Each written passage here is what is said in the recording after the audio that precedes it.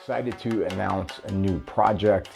I'm going to be releasing an audio reading of every chapter in the Zen Protocol, probably 2-3 minutes, and then come back and just talk about what that chapter entailed.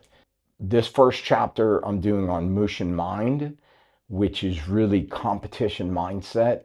But as Miyamoto Musashi said, everything that you learn in regards to martial arts should translate to every aspect of life. And I find Mushin mind to be one of the most powerful esoteric mental techniques that there are. So I was first introduced to the concept of Mushin mind by my sensei, Hapa Mendez, and it might have been in one of the first podcast episodes I did, or it might have been a video that we filmed for Vice Media. It's been a long time. But the question was, how do you deal with the nerves that all of us feel before competition? And he explained there was an ancient samurai esoteric mental technique called Mushin mind, and that's what he used. And coincidentally, the same thing came up with Keenan Cornelius. And so those two answers from elite competitors really sent me down the rabbit hole studying the ancient samurai. And, that's been something that has really changed my life. And it's one of the reasons that I'm so nomadic right now. And I've spent, the last half year in Asia just studying in meditation in every different culture, from Japan to Thailand to Cambodia to now in Vietnam. And next week I'll be in Sri Lanka and then in India. Anyways, listen to the book and then we'll come back and we'll talk about it. Walsh. Practice number 13. Mushin mind.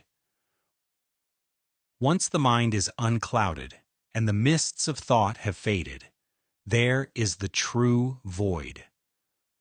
Miyamoto Musashi, The Book of the Void.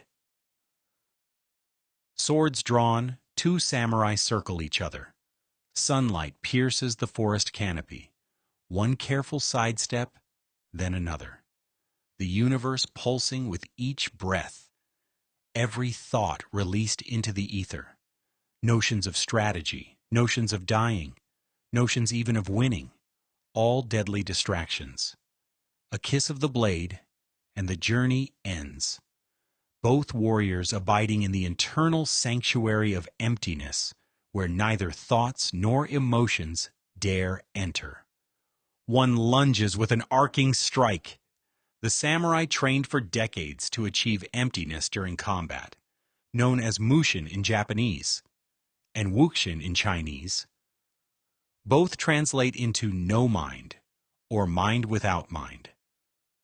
Whatever the language, cultivating this state of emptiness in the midst of battle is one of the most powerful martial arts techniques we can develop. Nearly all of the old samurai texts emphasize the importance of no mind, and training to achieve this state is what separated the samurai from other warrior classes around the world. The masters understood that an errant mind that attached to fear or strategy, or even lingered momentarily after a successful strike, was to invite certain death. Musashi wrote in the Book of Five Rings, to keep the mind from drifting or becoming unbalanced, anchor it at the center. Let it move with steady calm, always responsive, even in times of sudden change.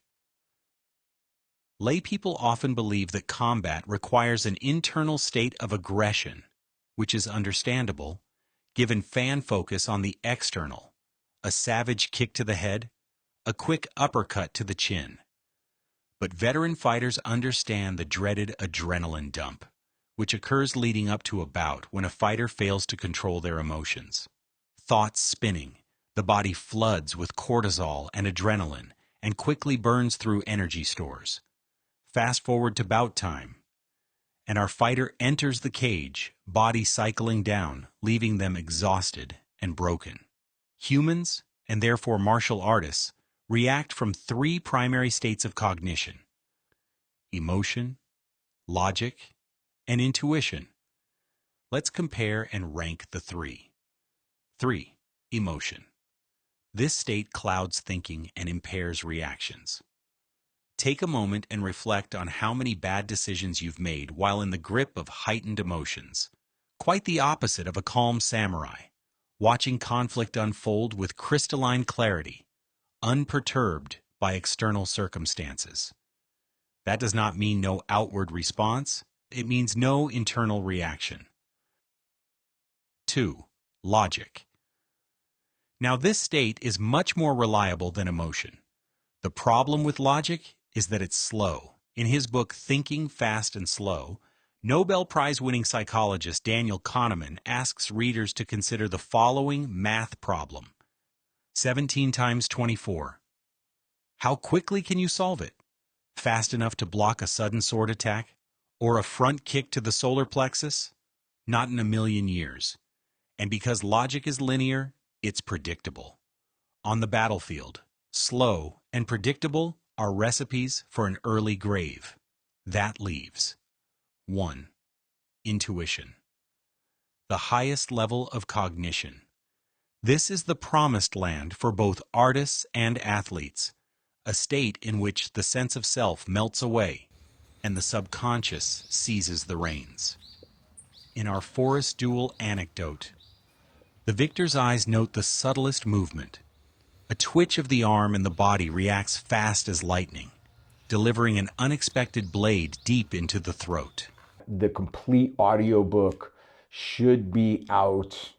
I'm hoping in 3 months when I get back to Europe, I'll be able to get into a proper studio and record it all myself. But you can pick up the book now. It's available. Now, in regards to Mushin Mind, it really tackles one of the misconceptions that people have in regards to not just competition, in regards to life, anxiety, depression, grief.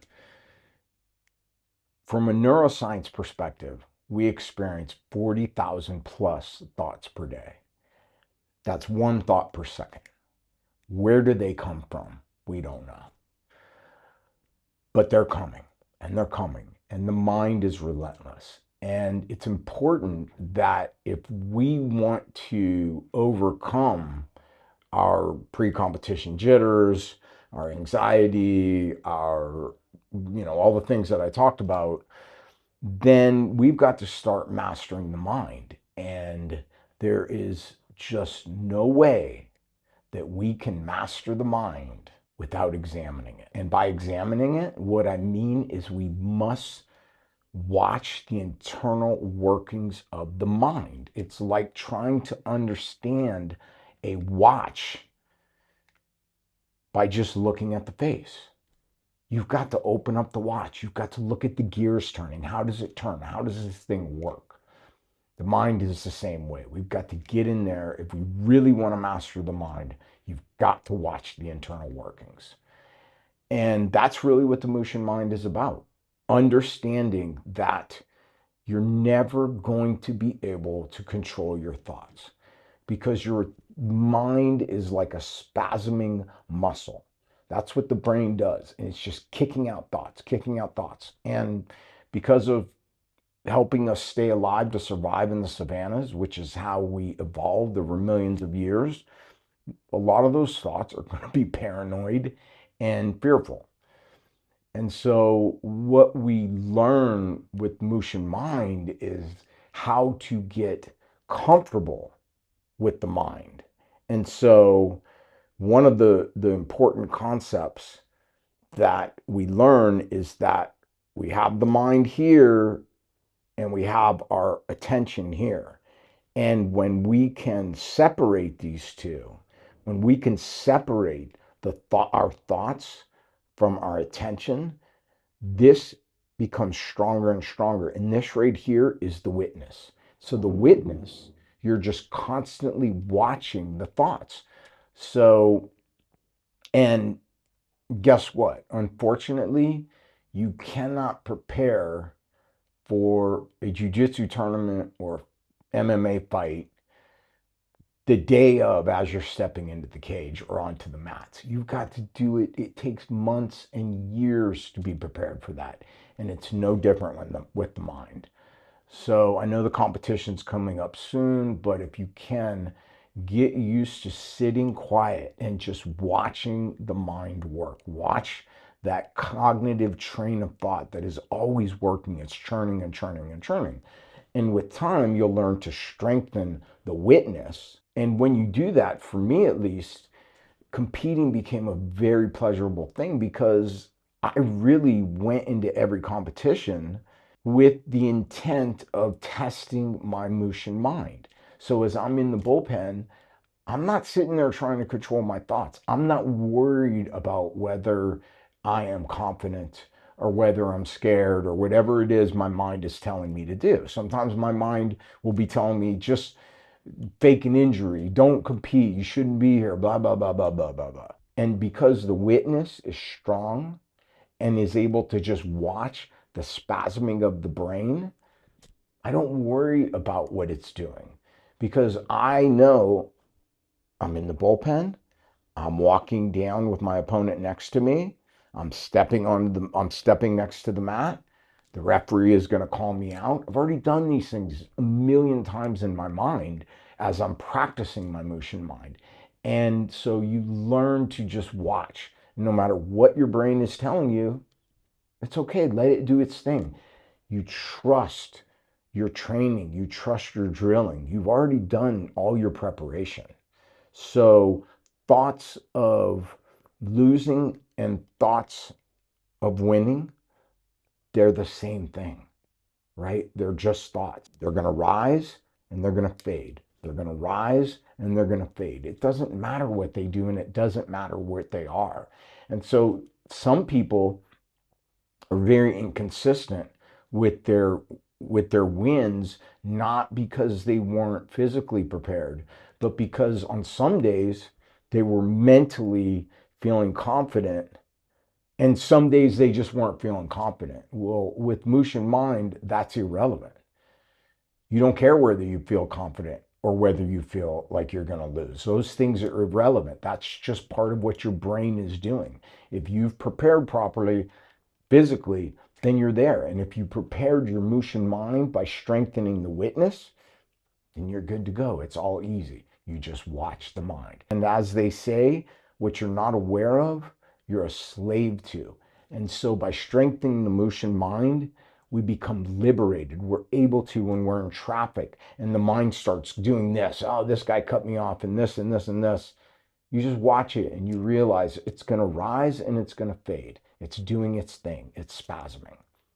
Anyways, DM me any questions for those of you competing. Remember, when you're competing, you don't need to think. Just trust. Trust your sword. Trust your training. Boss.